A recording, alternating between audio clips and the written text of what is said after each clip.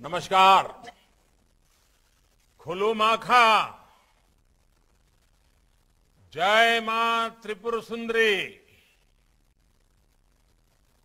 कार्यक्रम में हमारे साथ जुड़ रहे त्रिपुरा के मुख्यमंत्री श्रीमान बिप्लब देव जी, केंद्रीय मंत्रिमंडल में मेरे सहयोगी श्रीमान गिरिराज सिंह जी, श्रीमती प्रतिभा भौमिक जी, त्रिपुरा के उप मुख्यमंत्री श्री जिष्णुदेव वर्मा जी, सभी सांसदगण, विधायकगण और स्थानीय निकायों के साथ पंचायतों के सदस्य और त्रिपुरा के मेरे उत्साही, परिश्रमी सभी मेरे प्यारे भाई बहनों, मेरे नौजवान साथियों,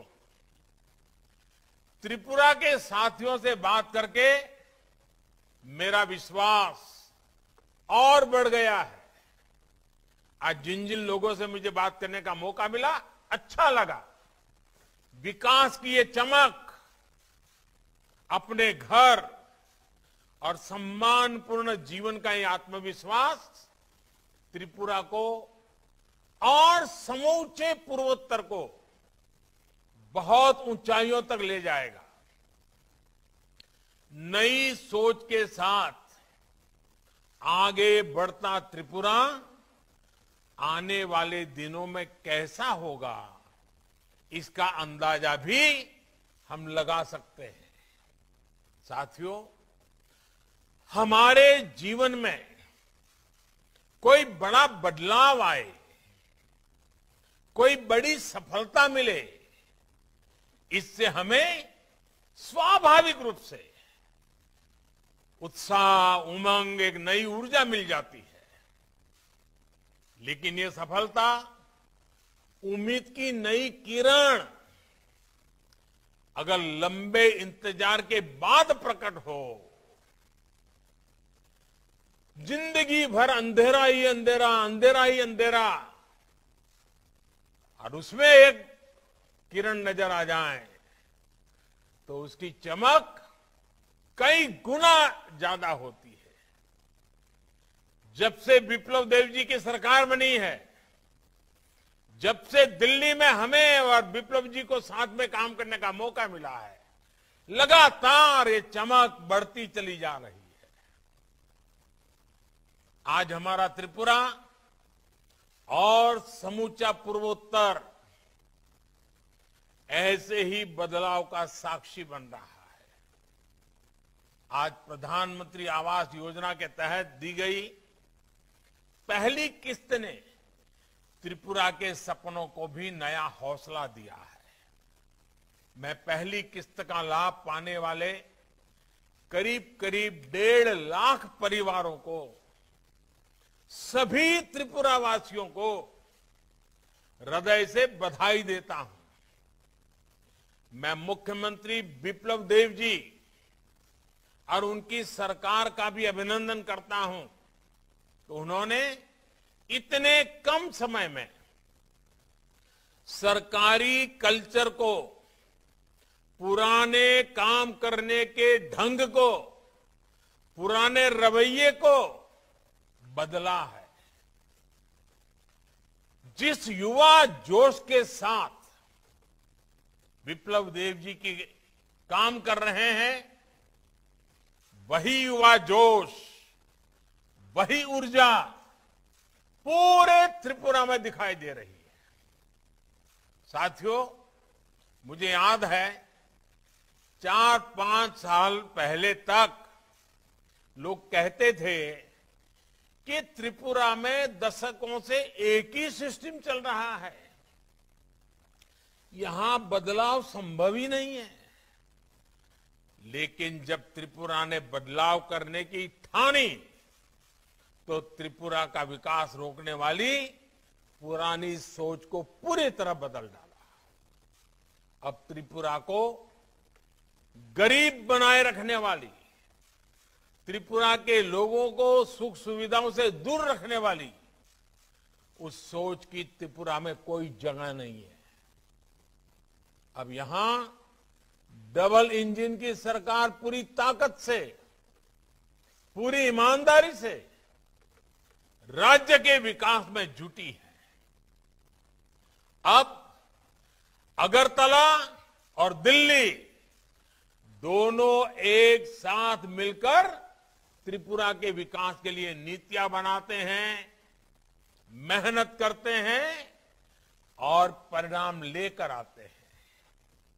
आप देखिए, बीते 4 वर्षों में त्रिपुरा के गांवों में करीब 50,000 परिवारों को पीएम आवास योजना के तहत पक्के घर बनाकर दिए जा चुके हैं। अब करीब 1,60,000 नए घरों की स्वीकृति दी गई है। एक साथ, एक ही बार में जो घर स्वीकृत हुए, उनमें से करीब 1.5 लाख परिवारों को आज पहली किस्त भी जारी हो गई है, और वो भी एक साथ, एक ही बार में, एक बटन दबा करके। त्रिपुरा का ये मिजाज, त्रिपुरा की ये स्पीड कोरोना के खिलाफ हमारी लड़ाई में भी देखने को मिली।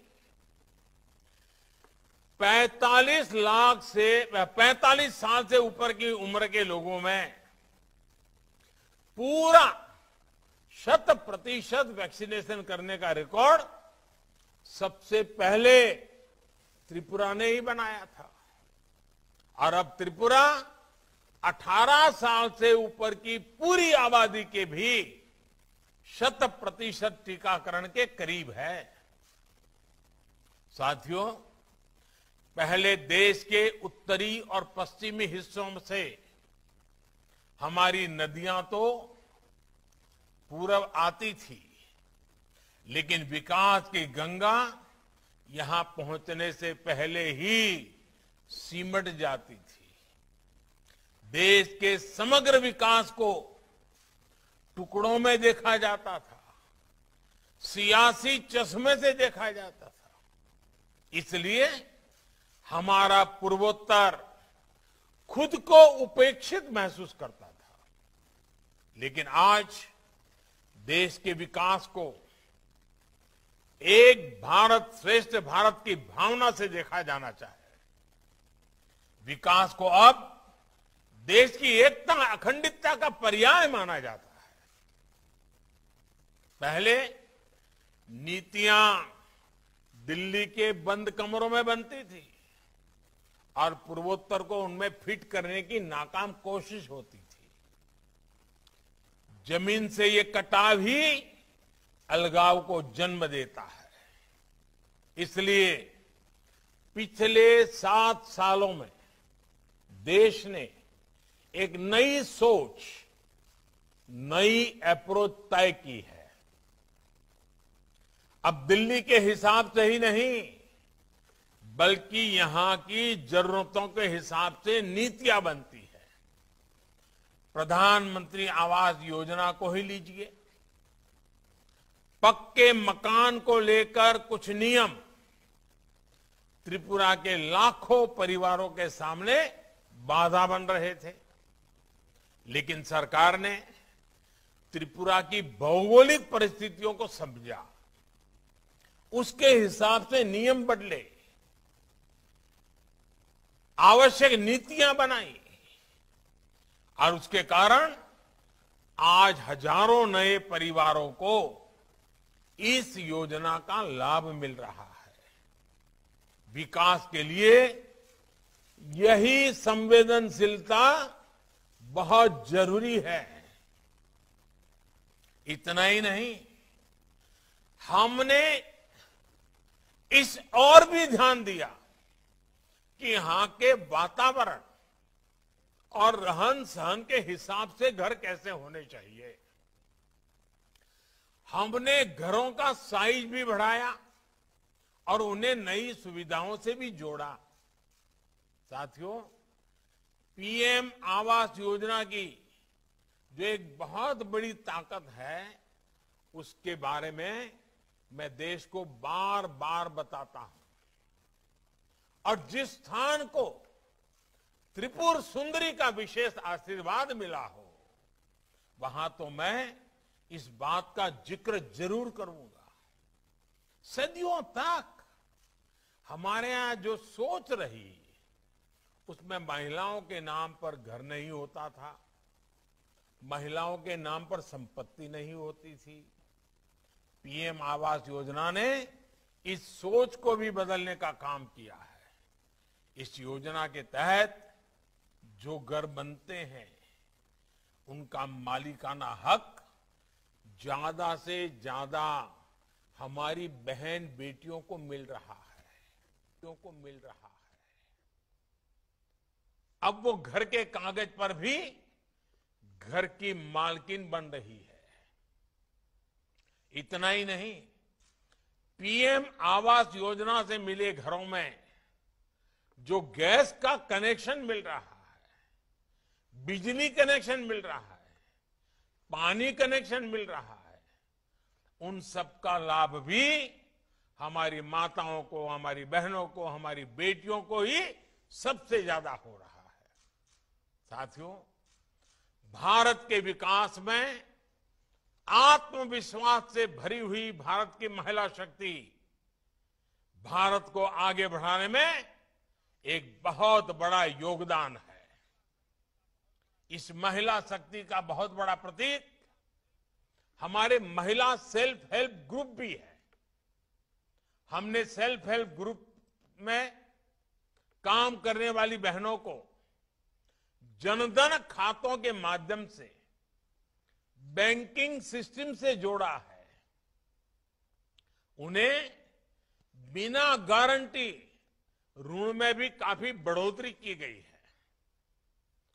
हर सेल्फ हेल्प ग्रुप को पहले जहां 10 लाख रुपए तक का बिना गारंटी का ऋण मिलता था, अब ये राशि बढ़ाकर 2 गुनी यानी 20 लाख कर दी गई है।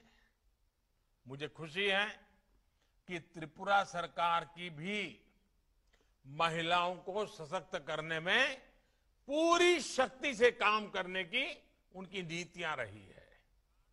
यहां पहले जो सरकार थी, विप्लव देव जी के आने के पहले की बात कर रहा हूं, उसके 5 साल में त्रिपुरा में सिर्फ 4000 महिला सेल्फ हेल्प ग्रुप बने थे, जबकि यहां 2018 में डबल इंजन की सरकार बनने के बाद 26,000 से ज्यादा नए महिला सेल्फ हेल्प ग्रुप बने हैं। इनसे जो महिलाएं जुड़ी हैं, एग्रीकल्चर प्रोडक्ट्स बना रही हैं, बैम्बू से जुड़े प्रोडक्ट बना रही हैं, हथकरघा के काम में जुटी है। त्रिपुरा सरकार इन्हें आर्थिक मदद दे रही है, इन्हें निरंतर सशक्त कर रही है। साथियों, कैसे कम समय में बड़े बदलाव हो सकते हैं, सीमित समय में नई व्यवस्थाएं खड़ी की जा सकती हैं, आज मैं त्रिपुरा को बधाई देता हूं कि त्रिपुरा ने करके दिखाया है। पहले यहां कमीशन और करप्शन के बिना बात ही नहीं होती थी, लेकिन आज सरकारी योजनाओं का लाभ डायरेक्ट बेनिफिट ट्रांसफर डीबीटी के जरिए सीधे आपके बैंक खातों में पहुंच रहा है। पहले अपने एक एक काम के लिए सामान्य मानवी को सरकारी दफ्तरों के चक्कर लगाने पड़ते थे, लेकिन अब तमाम सेवा और सुविधाएं देने के लिए सरकार खुद आपके पास आती है। पहले सरकारी कर्मचारी समय पर सैलरी मिल जाए, इसके लिए परेशान रहते थे। अब उन्हें 7वें वेतन आयोग का लाभ मिल रहा है। पहले यहां किसानों को अपनी फसल बेचने के लिए परेशान होना पड़ता था, लेकिन अब त्रिपुरा में पहली बार किसानों से एमएसपी पर फसल की खरीदी की गई है। यही त्रिपुरा, यही लोग, यही सामर्थ्य, लेकिन पहले स्ट्राइक कल्चर के कारण इंडस्ट्री यहां आने से डरती थी। वहीं अब त्रिपुरा का निर्यात करीब 5 गुना बढ़ गया है। साथियों, त्रिपुरा में डबल इंजन की सरकार से जिन्हें लाभ हो रहा है, उनमें से अधिकांश गरीब, दलित, पिछड़े और विशेषकर हमारे आदिवासी समाज के भाई बहन हैं। हमारा पूर्वोत्तर तो देश की सबसे पुरानी और समृद्ध आदिवासी संस्कृतियों का भी केंद्र है। आजादी के इतिहास में हमारे पूर्वोत्तर के आदिवासी सेनानियों ने और देश के भी हमारे आदिवासी सेनानियों ने देश के लिए अपना बलिदान दिया है। इस परंपरा को सम्मान देने के लिए, इस विरासत को आगे बढ़ाने के लिए देश लगातार काम कर रहा है। इसी कड़ी में आजादी के अमृत महोत्सव के दौरान देश ने एक बहुत बड़ा फैसला लिया है। देश अब 15 नवंबर को 15 नवंबर को हर साल भगवान बिरसा मुंडा की जन्म जयंती को जनजातीय गौरव दिवस के रूप में मनाया जाएगा। यानी कल जो 15 नवंबर आ रही है, कल का दिन पूरे हिंदुस्तान के हर कोने में जनजातीय गौरव दिवस के रूप में मनाया जाएगा और हमेशा के लिए ये जनजातीय गौरव दिवस होगा। ये दिन केवल हमारी आदिवासी विरासत को नमन करने का दिन होगा, बल्कि एक समृद्ध समाज के लिए देश के संकल्प का प्रतीक भी बनेगा। और जब जनजातीय गौरव दिवस की मैं बात करता हूं, जैसे आजादी के पूरे आंदोलन में 15 अगस्त का एक विशेष मूल्य है, जैसे लोकतांत्रिक मूल्यों की हमारी परिपाटी में 26 जनवरी का एक विशेष मूल्य है, जैसे हमारी सांस्कृतिक परंपराओं में राम जन्मभूमि का राम नवमी का महत्व है, जैसे हमारे जीवन में कृष्णाष्टमी का महत्व है, वैसे ही 2 अक्टूबर महात्मा गांधी की जयंती अहिंसा दिवस के रूप में स्थान है। जैसे 31 अक्टूबर सरदार वल्लभ भाई पटेल, उनकी जन्म जयंती देश की एकता के संदेश के साथ जुड़ी हुई, वैसे ही अब 15 नवंबर हमारा देश जनजातीय गौरव दिवस के रूप में मनाएगा और देश की जनजातियों ने देश के विकास के लिए, देश की समृद्धि के लिए जो कुछ भी किया है, जो भी करना चाहते हैं, इन सबको उमंग के साथ आगे बढ़ा जाएगा। साथियों, आजादी का अमृत महोत्सव, देश का ये महोत्सव पूर्वोत्तर के रंगों और यहां की संस्कृति के बिना पूरा नहीं हो सकता। इसलिए 2047 में जब देश की आजादी के 100 साल होंगे 2047 में, आजादी के 100 साल पूरे होने पर देश जिन ऊंचाइयों को हासिल करेगा, उसका नेतृत्व, उसमें बहुत बड़ा योगदान ये मेरा पूर्वोत्तर को करना है। आज पूर्वोत्तर में विकास को हर दिशा में, हर आयाम में गति दी जा रही है।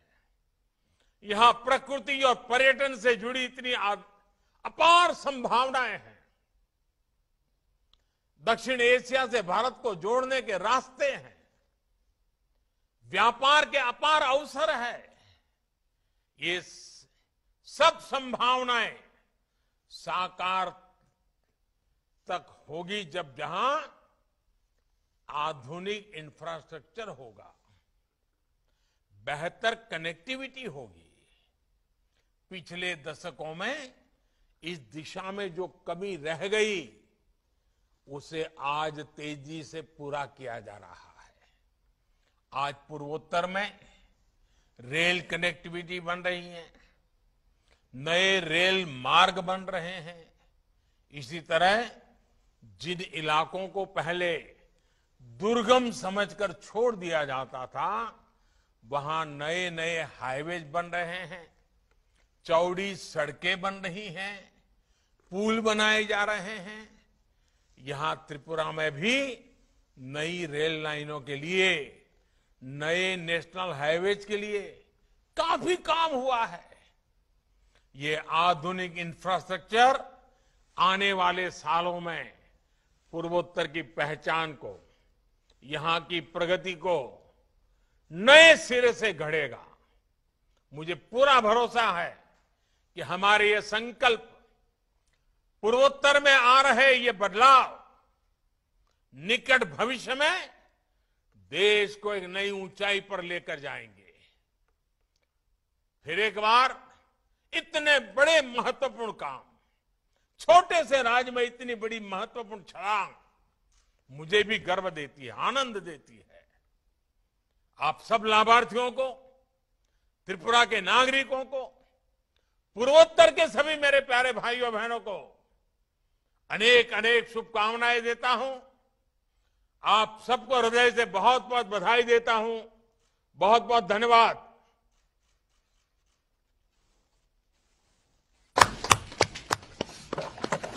मैं माननीय प्रधानमंत्री जी का उनके मार्गदर्शन के लिए आभार प्रकट करता हूं। मैं केंद्रीय ग्रामीण विकास मंत्री माननीय श्री गिरिराज सिंह जी तथा त्रिपुरा के मुख्यमंत्री माननीय श्री विप्लव कुमार देव जी को धन्यवाद देता हूं। इस कार्यक्रम में शामिल हुए सभी महानुभावों एवं लाभार्थियों को हार्दिक धन्यवाद देता हूं तथा आदरणीय प्रधानमंत्री जी की अनुमति से इस कार्यक्रम के समापन की घोषणा करता हूं।